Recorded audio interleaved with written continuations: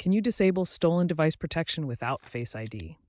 The short answer is generally no. Stolen device protection, or SDP, is designed to prevent unauthorized changes to your Apple ID and device settings when your iPhone is away from familiar locations. It heavily relies on biometric authentication, such as Face ID or Touch ID, for security. Here you can see the stolen device protection settings enabled on an iPhone. And this shows the Face ID setup interface, highlighting how biometric authentication is required. However, there are some limited workarounds and considerations to keep in mind. We will go over those in this video. Stolen device protection adds an extra layer of security by creating a delay when making important changes to your device. For example, when trying to turn off protection or make changes to Find My settings, a security delay is activated. This delay requires authentication using Face ID or Touch ID to proceed. The protection applies to sensitive actions like changing your Apple ID password or disabling Find My features.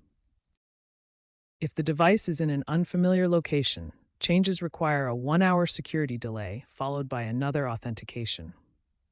This gives the original owner precious time to remotely mark the device as lost and prevent unauthorized access.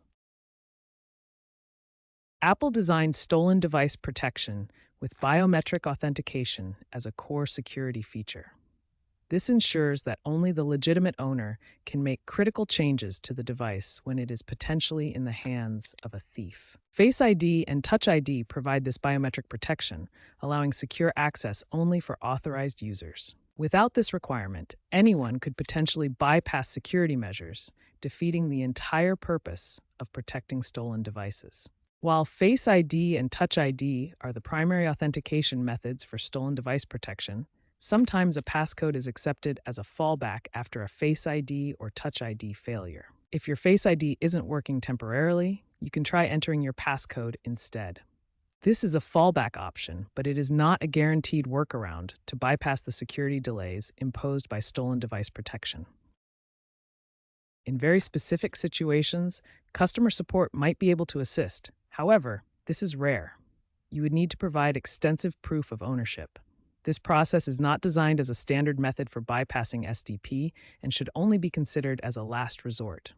SDP is designed to be difficult to bypass to protect you. The best method to disable stolen device protection is from a trusted device where you are already logged in with your Apple ID and can authenticate with Face ID or Touch ID. First, go to the Settings app on your device.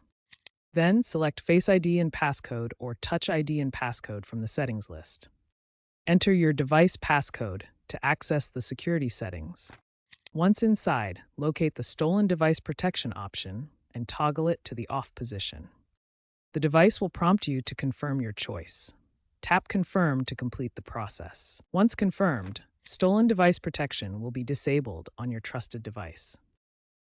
To prevent needing to bypass stolen device protection, start by keeping your trusted phone number updated on your Apple ID. Next, ensure Find My iPhone is enabled on your device, which helps track and protect it if stolen. Verify that your recovery contact information is accurate and up to date. Finally, remember your Apple ID password and device passcode and store them in a safe place for quick access during recovery. Following these preventive measures greatly assists in recovering your account should your device be stolen. If your device is stolen, immediately report it to local law enforcement.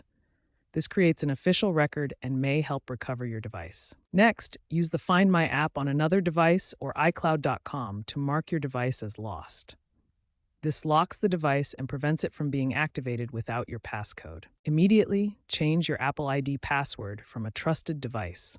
This prevents the thief from accessing your account and any associated data. Finally, contact your mobile carrier to report the theft.